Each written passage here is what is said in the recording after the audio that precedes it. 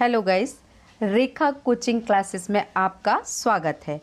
आज हम कक्षा 9वीं का साइंस का दूसरा चैप्टर पढ़ने जा रहे हैं। क्या हमारे आसपास के पदार्थ शुद्ध हैं? आपको नाम से ही समझ में आ गया होगा।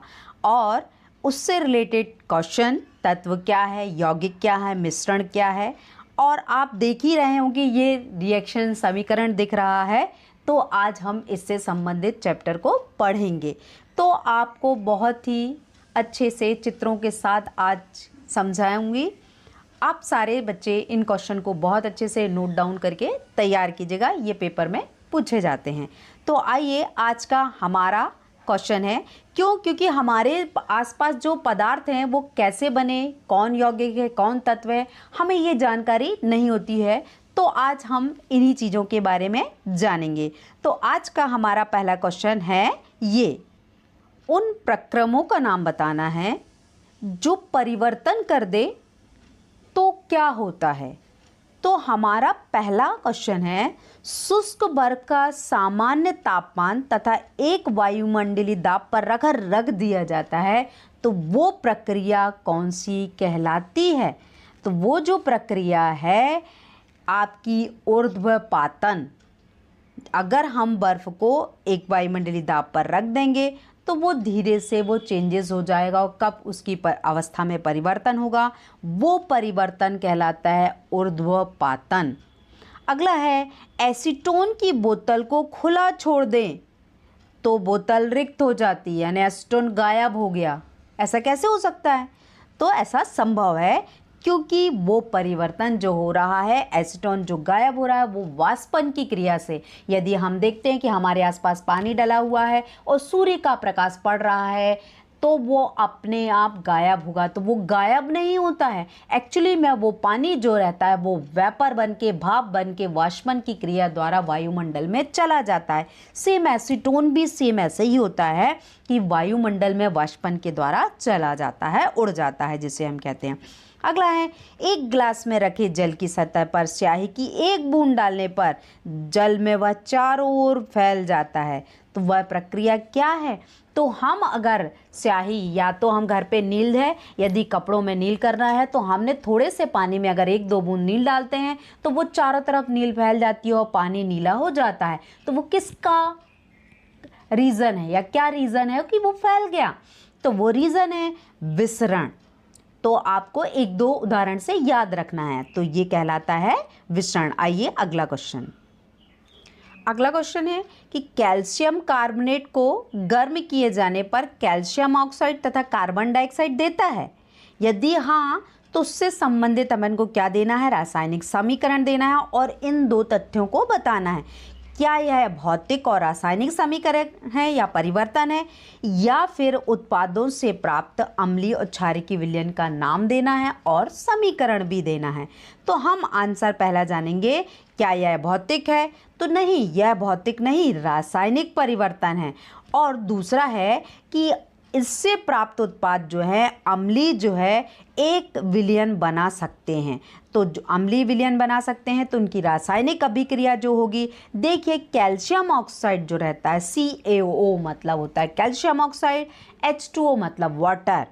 अब वाटर और कैल्शियम ऑक्साइड आपस में क्रिया करते हैं तो बन जाता है क्षारकीय कैल्शियम हाइड्रोक्साइड।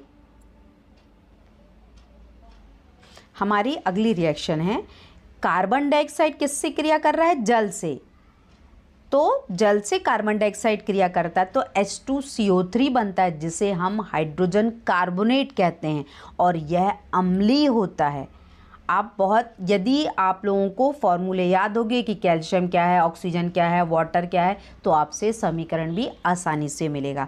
तो आप याद रखिए, छोटे छोटे फॉर्मूले को ज़रूर याद करिए, तभी आपको रिएक्शन यानी समीकरण बनेगा। तो मैं रिपीट करती हूँ, कैल्शियम ऑक्साइड वाटर से क्रिया करता है, जल से क्रिया करता है तो कैल्शियम हाइड्रोक्साइड बनता है जो क्षारकीय होता है, और कार्बन डाइऑक्साइड जल से क्रिया करता है तो हाइड्रोजन कार्बोनेट बनता है जो कि अम्लीय होता है। अगला क्वेश्चन जानते हैं। हमारा अगला क्वेश्चन है, विलयन किसे कहते हैं? तो बहुत इजी है, दो या दो से अधिक शुद्ध पदार्थ का समांगी मिश्रण विलयन कहलाता है।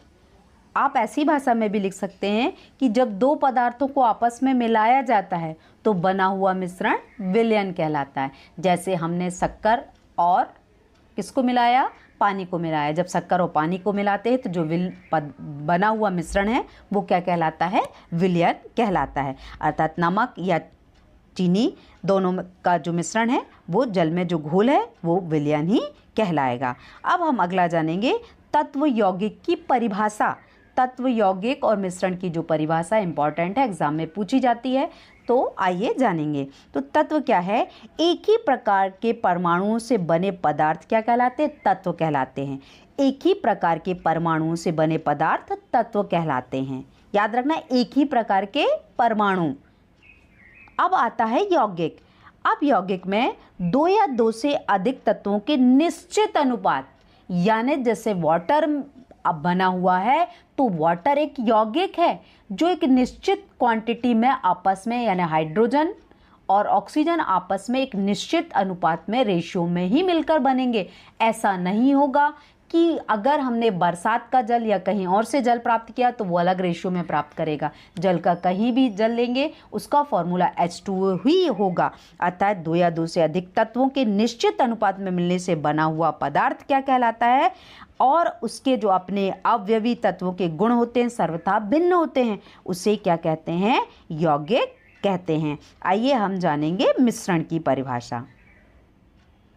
अगला क्वेश्चन है पदार्थ किसे कहते हैं, फिर उसके बाद मिश्रण देखते हैं। तो देखिए, दो या दो से अधिक तत्व यौगिक से मिलकर बने हुए, यानी दो या दो से अधिक तत्व हैं या यौगिक से मिलकर बने हुए जो शुद्ध मिश्रण है वो क्या कहलाते हैं, पदार्थ कहलाते हैं। अर्थात आप ये लिख सकते हैं दूसरी भाषा में कि वे वस्तुएं जो छोटे छोटे कणों से मिलकर बनी होती हैं, जिनका द्रव्यमान व आयतन होता है, उसे पदार्थ कहते हैं। अब अगला है हमारा मिश्रण, जो अभी अपन ने छोड़ा हुआ था। तो आ जाती मिश्रण की परिभाषा। तो क्या होता है, कोई भी, सॉरी आप सुधार लीजिएगा, कोई भी पदार्थ जो एक से अधिक पदार्थों की किसी भी अनुपात में मिलाने से, यानी हमने क्या किया, मिश्रण, मान लो सलाद बना रहे हैं तो हमने थोड़ी थोड़ी सी चीज़ें ली हैं और उसमें जो बना हुआ मिश्रण है वो सारी चीज़ों का मिक्सअप है। तो ये आपस में जब दो या दो से अधिक पदार्थ किसी भी अनुपात में मिला दिए जाते हैं तो वो बना हुआ पदार्थ या जो हमें मिक्सचर प्राप्त हुआ है वही कहलाता है मिश्रण। तो मिश्रण याद रखिए, या तो द्रव का भी हो सकता है, ठोस का भी हो सकता है। तो मिश्रण का अर्थ है जब दो या दो से अधिक पदार्थों को आपस में मिलाया जाता है तो उनका एक निश्चित संगठन नहीं होता, तो वो कहलाता है मिश्रण। आइए अगला क्वेश्चन। अब हमारा वेरी इंपॉर्टेंट क्वेश्चन है समांगी और विषमांगी मिश्रण में अंतर, जो एग्जाम में पूछा जाता है। तो जानते हैं समांगी और विषमांगी मिश्रण में अंतर। देखिए, समांगी मिश्रण की बनावट प्रत्येक स्थान पर कैसी है, समान हो रही है। यानी यदि हमने शक्कर का और नमक का घोल बनाया तो यदि हम एक बूंद चम्मच पहले लेके उसको टच करके उसको देखते हैं तो उसको टेस्ट करेंगे तो उसका जो टेस्ट है वो सेम रहेगा जो दूसरी जगह पे रखा हुआ जो विलयन है उससे। तो समांगी का मतलब है जिसकी बनावट प्रत्येक स्थान पर कैसी है, समान है। और विषमांगी में क्या होता है, मिश्रण के भाग भौतिक दृष्टि से कैसे होते हैं, पृथक होते हैं। अगला है समांगी मिश्रण में संपूर्ण द्रव्यमान का संगठन कैसा होता है, समान होता है। तभी तो हम जितने बार भी अगर दूसरा उसका भाग टेस्ट करें तो भी वैसे ही रहेगा, तीसरा करेंगे तो क्योंकि वो समान रूप से उसमें पूरे पानी में नमक वितरित हो गया है। सेकंड है विषमांगी मिश्रण में संपूर्ण द्रव्यमान का संगठन समान नहीं होता है। अब हम उदाहरण से समझ सकते हैं, नमक या चीनी का जो विलयन है वो कौन सा विलयन है, समांगी विलयन है। और नमक और लोहे की छीलन का जो मिश्रण होगा वो कहलाएगा विषमांगी मिश्रण, क्योंकि नमक और लोहे की छीलन को हम अलग अलग पृथक कर सकते हैं। उनके भाग कभी भी एक दूसरे से गुणों में जो है वो समान नहीं हो सकते, एक जैसे नहीं हो सकते, उनमें अंतर पाया जाएगा। तो ये हुआ हमारा समांगी और विषमांगी मिश्रण में अंतर, तो आप इसे नोट कर लीजिएगा। अब हमारा क्वेश्चन है ऊर्ध्वपातन। ये भी इम्पॉर्टेंट है क्योंकि ऊर्ध्वपातन 6वीं 7वीं 8वीं 9वीं 10वीं क्लास तक जाता है। क्यों? क्योंकि इससे संबंधित जो जानकारी है ऊर्ध्वपातन की वो बहुत अधिक पूछी जाती है, तो बच्चों को समझ नहीं आता कि ऊर्ध्वपातन होता क्या है। तो आप बहुत आसानी से समझिएगा, बनेगा आपसे कि कुछ ठोस पदार्थ जो होते हैं गर्म करने पर देखिए आपको दिख रहा है कि ये कपूर है, उसको इस तरह से क्या कर रहे हैं, एक बीकर में लिया है, चीनी मिट्टी की प्याली है, उसमें कपूर का और तथा नमक का मिश्रण रखा हुआ है। तो क्या हो रहा है, कपूर जो होगा धीरे धीरे वो परिवर्तित होगा। तो आप देखिए कि कुछ ठोस पदार्थ गर्म करने पर बिना द्रव में, यानी कपूर द्रव में यानी लिक्विड में नहीं बदलेगा, बिना द्रव में बदले सीधे गैस अवस्था में परिवर्तित हो जाता है। गैस अवस्था में जैसे ही वो परिवर्तित होता है तो वो सीधे किस अवस्था में चला जाता है, ठोस अवस्था में आ जाता है। तो इस प्रकार ठोस अवस्था में जो बदलने की जो प्रक्रिया है वो कहलाती है ऊर्ध्वपातन। यानी आप बहुत इजी वे में याद रखना कि किसी भी पदार्थ, कोई भी पदार्थ है, उस पदार्थ को हम गर्म करते हैं तो वह बिना द्रव में बदले सीधे गैस, और गैस को जब ठंडा करा तो वह ठोस में बदल जाता है। यही प्रक्रिया कहलाती है ऊर्ध्वपातन। तो आपको ऊर्ध्वपातन की प्रक्रिया को चित्र सहित करना है। क्यों? क्योंकि आपको उससे इजी वे में डिफाइन भी होगा और चित्र में आपको समझ में आएगा कि ऊर्ध्वपातन कहलाता क्या है। तो ये हुई ऊर्ध्वपातन की प्रक्रिया। आगे चलते हैं। हमारा अगला क्वेश्चन है, भौतिक एवं रासायनिक परिवर्तन किसे कहते हैं, उनकी परिभाषाएं बताना है। तो देखिए, भौतिक परिवर्तन वे परिवर्तन जिनमें पदार्थ के भौतिक गुण बदल जाते हैं लेकिन रासायनिक गुणों में कोई भी परिवर्तन नहीं होता है, उसे कहते हैं भौतिक परिवर्तन। भौतिक परिवर्तन का अर्थ होता है जैसे जल का पिघलना। तो जल जैसे क्या होगा, पिघलेगा, ऐसे ही क्या होगा, उसमें परिवर्तन होगा और बर्फ धीरे धीरे पिघलकर जल में परिवर्तित होगी। तो क्या होगा, वे परिवर्तन जिसके भौतिक गुण में तो बदलाव हो रहा पर रासायनिक परिवर्तन नहीं बदलते, वह कहलाएगा भौतिक परिवर्तन। अभी हम उदाहरण भी देखेंगे। अब आ जाता है रासायनिक परिवर्तन। वे परिवर्तन जिनमें पदार्थ के रासायनिक गुणों में परिवर्तन हो जा रहा है और नए पदार्थ बन रहे हैं, तो वो कहलाएगा रासायनिक। हमेशा याद रखिए, रासायनिक परिवर्तनों में नए पदार्थ बनते हैं। तो आइए जानेंगे हम उदाहरण को।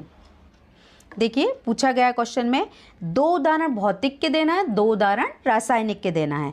तो 2 भौतिक के जो उदाहरण होंगे वो होगा बर्फ का पिघलना, कांच की बोतल का टूटना। और याद रखना, भौतिक परिवर्तन में 2 हैं, बर्फ का पिघलना और कांच की बोतल का टूटना। और रासायनिक परिवर्तन जो है वो है कोयले का जलना, सॉरी कोयल लिखा हो, कोयला कर लीजिएगा, कोयले का जलना और लोहे में जंग लगना। ये जो परिवर्तन है ये परिवर्तन रासायनिक परिवर्तन है। अगला क्वेश्चन है हमारा, तत्वों को कितने वर्गों में, सबसे पहले तो हमें तत्व की डेफिनेशन पता होनी चाहिए, अभी मैं बताऊंगी। तत्वों को कितने वर्गों में विभाजित किया गया है उनके नाम बताना है। तो तत्वों को याद रखिए 3 वर्गों में विभाजित किया गया है। तत्वों को 3 वर्गों में विभाजित किया गया है, धातु, अधातु और उपधातु। याद रखिए, अभी मैं दिखाती हूँ धातु और अधातु के चित्र। देखिए, ये हैं धातु और अधातु। तो ये धातु और अधातु को किसको बांटा, आप याद रखिए, तत्वों को 3 भागों में बांटा, धातु, अधातु और उपधातु। उपधातु जैसे टिन, जिसमें धातु और अधातु दोनों के गुण पाए जाते हैं, उसे उपधातु कहते हैं। तो जो उपधातु होती है वो, जैसे एग्जाम्पल में टिन लिख सकते हैं आप। तो आइए आगे देखेंगे तत्व की परिभाषा। अगला क्वेश्चन है, धुआं तथा कोहरा दोनों एरोसॉल है, ये किस प्रकार भिन्न है। तो आप देखेंगे भी चित्र के माध्यम से कि धुआं क्या है, कोहरा क्या है। आइए देखिए, चित्र से ही समझ में आ रहा है। कोहरा जब हम ठंड के दिनों में देखते हैं तो हमें बाहर की वस्तुएं दिखाई नहीं देती, धुंधला धुंधला दिखाई देता है, क्योंकि जो पानी के छोटे छोटे कण हैं वो हमारे वायुमंडल में फैल जाते हैं, वेपर के द्वारा फैल जाते हैं और हमें धुंधला दिखाई देता है। तो वो कोहरा, कुहासा या धुंध कहलाता है। अब क्या होता है, हम देखते हैं कि जब धुआं होता है तो क्या कैसा है। देखिए, अब एक लकड़ी जल रही है, उससे धुआं उठ रहा है। अब वो धुआं उठ रहा है तो वो किस तरह से फैल रहा है, उसमें देखिए घना है, और घने होने का कारण क्या है। तो इन दोनों का रीज़न बताना है। तो अब हम आंसर को जानेंगे। धुएं में ठोस कण वायु में परिक्षिप्त होते हैं। याद रखना, धुएं में कैसे हैं, ठोस के कण परिक्षिप्त हैं। अब वो डार्क है तो दिखाई दे रहा है, तो उसमें क्या है, ठोस कण हैं और वो आसपास के वातावरण में विद्यमान है जहाँ पर धुआं हो रहा है। जबकि एरोसॉल में क्या है, द्रव के कण हैं।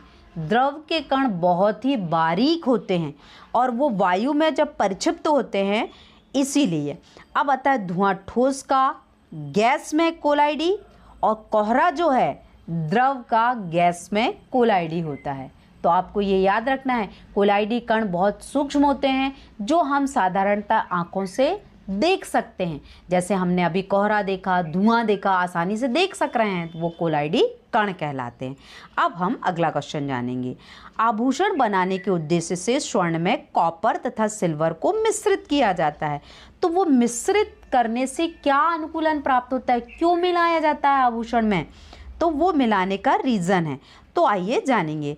तो आभूषण की सुदृढ़ता अधिक हो जाती है यदि आभूषण में हम इन कॉपर को या सिल्वर में कार्बन को यदि नहीं मिलाएंगे तो जो आभूषण की जो आकृति प्राप्त हो रही, जो ठोस रूप में प्राप्त हो रहा है, वो नहीं प्राप्त होंगे, क्योंकि ये बहुत ही लचीले और मुलायम होते हैं।